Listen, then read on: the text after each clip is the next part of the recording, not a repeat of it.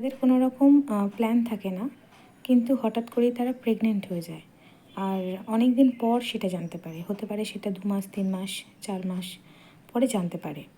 তো আপনি যে প্রেগনেন্ট সেটা কী করে বুঝবেন কোনো রকম টেস্ট ছাড়া? সেটা হচ্ছে যে কনসিভ করার 2-3 সপ্তাহ পর থেকেই দেখবেন আপনার শরীরের মধ্যে নানা রকম বদল আসছে। সবথেকে বড় যেই চেঞ্জেসটা আসে সেটা হচ্ছে স্মেল।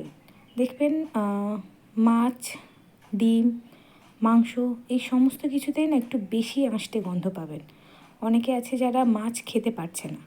সবার কিন্তু যে বমি হবে তেমনটা না, অনেকেরই বমি হয়।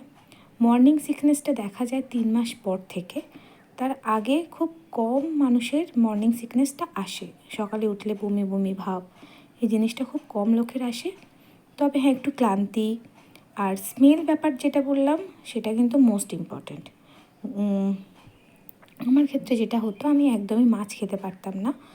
আর কেমন একটা কষ্ট হতো, অদ্ভুত রকমের কষ্ট হতো।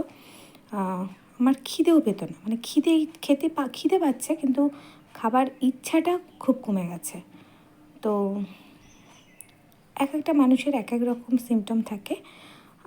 অনেকে আছে যারা প্রচুর বমি করে, টক খেতে ইচ্ছা করে, প্রথম থেকেই তাদের টক খেতে ইচ্ছা করে, মাথা ঘোরে। হ্যাঁ, আমার কিন্তু মাথা ঘুরতো। তো এটা লো প্রেশারের জন্য হতে পারে। কিন্তু আর যাদের প্ল্যান্ট বেবি তারা তো অলরেডি বুঝতেই পারবেন, ফার্স্ট পিরিয়ডস মানে যখনই মিস যাবে তখনই বুঝতে পারবেন যে সে প্রেগনেন্ট। তবে অনেকে আছে কিন্তু যাদের কনসিভ করেছে কিন্তু পিরিয়ডসও হয়, হতে পারে সেই মানে কম দিন স্টে করে, বাট হয়। তো এইভাবেই কোনো রকম কিড ইউজ না করেই আপনি বুঝতে পারবেন যে আপনি প্রেগনেন্ট কিনা।